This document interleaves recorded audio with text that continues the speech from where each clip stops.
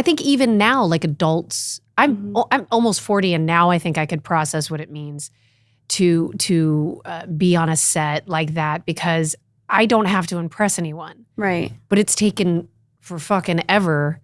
I distinctly remember when I stopped giving a fuck.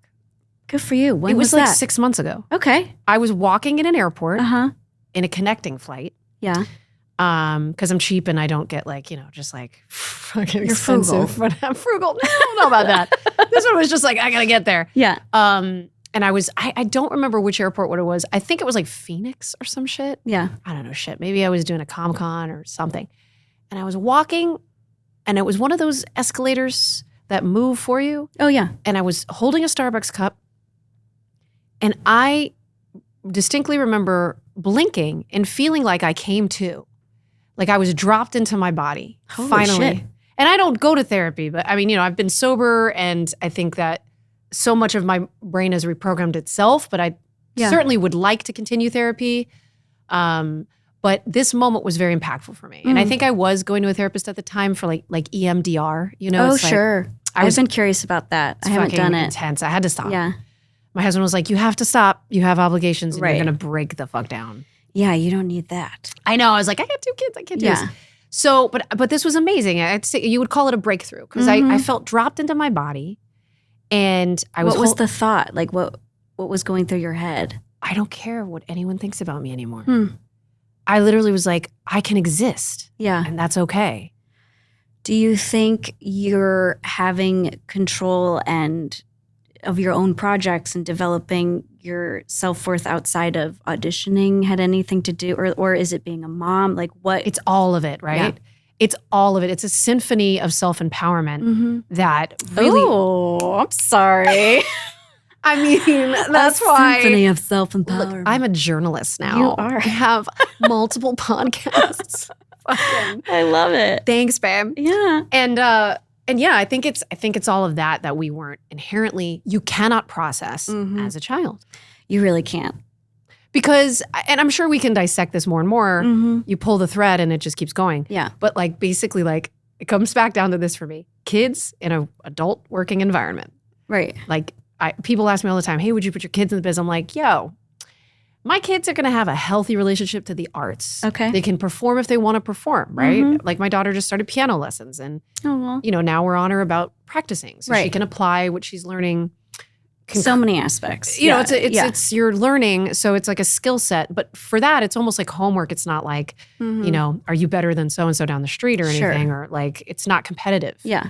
And so when you bring in the competitive part and then you commodify on top of the competitive, it's just destroys your self-worth and understanding of the self. Yeah. A lot of my work in therapy had to do around self-image. And I think that's a common theme for other kid actors, right? I was told who I was before I knew who I was. Yeah. What did they tell you? Oh, terrible things.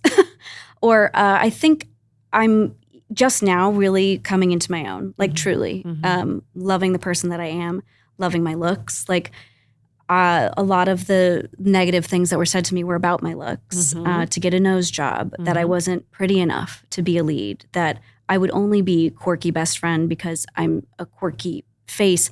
I hadn't heard the word quirky before. And I'm like, oh, there it is over and over and over again. And you're almost, you're typecast, I guess. Yep.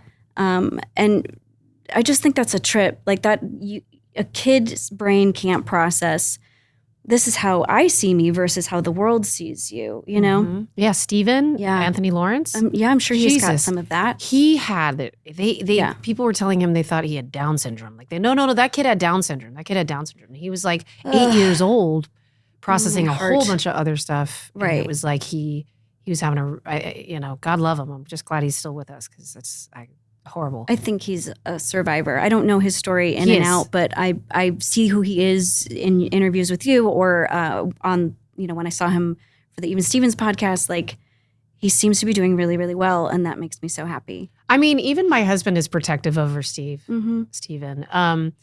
It's like weird how, we were able to start doing the Even Stevens Rewatch podcast which we had you on, and that was fun. We talked about some glory days, which were really funny. Yeah. We were remembering in the moment. I was going to say, what were we going to talk about? We were talking about something before, and then I was like, no, we got to talk about it in. The stuff that Nick Spano was saying. Yeah, Or Spano. Spano. I guess. Spano tea. Yeah, so he basically said this crazy shit. Okay. If y'all want some Even Stevens gossip. Maybe he's going to be like, no, don't say it on here. Keep it on Patreon. But he basically banged Megan. What's her name? Megan Fox, yeah. Basically banged. Basically banged as in you like. You really don't give a shit, do you? I don't really give a shit. That's what they want. They want me to not give a shit, right? You are liberated. But I feel comfortable. No, I don't. Banged is also very much a millennial thing. Yeah. I don't feel like the Gen Zers say banged enough. I don't think so. I mean, what do I know? I said going to the Ritz, and I was trying to say he's got Riz.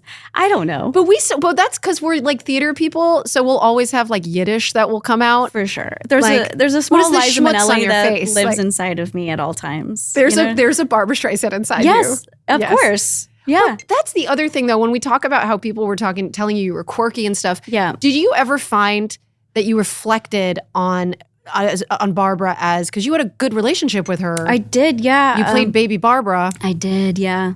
So did you ever source her confidence or her strength in that she was told those same things? Absolutely. I thought she was a wonderful influence on me as a kid. Like seeing her just exist in rehearsals and on stage, and how she carries herself as a performer and as a person was inspiring. And it's a weird thing to be compared to her because she's such an icon. Mm-hmm. And then I also felt a residual pressure because at the time it was all of these Barbara fans and people in the industry going, oh, she's the next Barbra Streisand. And I'm like, I'm just trying to be the first Lauren.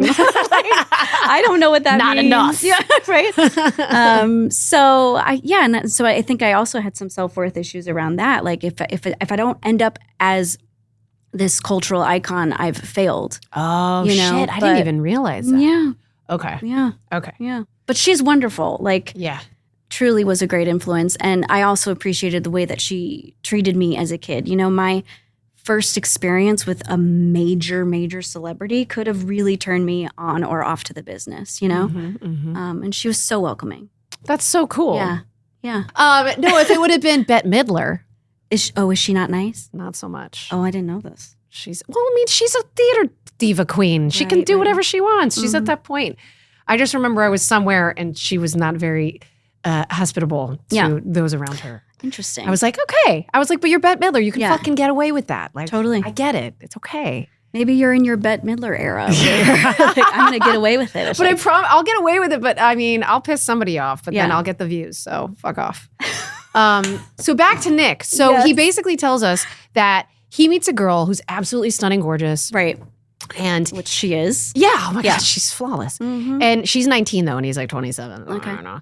So he goes up to her at Aroma Cafe. He sits down. Of course she's at Aroma. Right? Splits his pants, he says. Oh Lord. He's looking for a pickup line. He goes, hey babe, like I'm hollering, but like I split my pants, right? Not verbatim. And she's just like, Nick. And she's like, cool, let's get numbers. Cause she's like aggressive. He's like, yo, she was like a dude. Like she's not just like a regular chick. She was like knew what she wanted and she wanted to hang out with me. I mean, when you look like that, wouldn't you be that confident? I guess you'd have to just to survive. You'd have to be like, I have to speak their language if I'm going to be amongst them. Yeah, look them straight in the eye. Yeah, with the blue eyes. Yeah. So basically they hung out.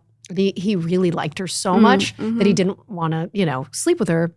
And so turns out that they had another end to the night that included the Body Shop, which is a strip club here.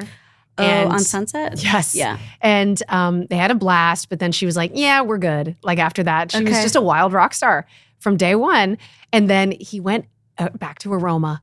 We're talking like 8-10 years later, something like that, right? He sees Shia and his dad on a Harley. Mm-hmm. And he comes up to Shia and he's like, yo, Shia, what's up, man? And they start talking. He goes, so Transformers, because I think it just come out. He's like, yep, Megan Fox. I heard about it, Nick. I heard about it. And he goes, but I got farther. Shia said that? Oh my God. Just spilling. So Nick said this like not but a couple days ago on our Patreon. And I was just like, Nick, like, good for you, man. Like, also, wow. It's like conversations I didn't need to know about my brothers. Thanks so much for checking out this clip for the Vulnerable Podcast. For the full episode, go ahead and check out my YouTube channel. That link is in the description. Thanks again.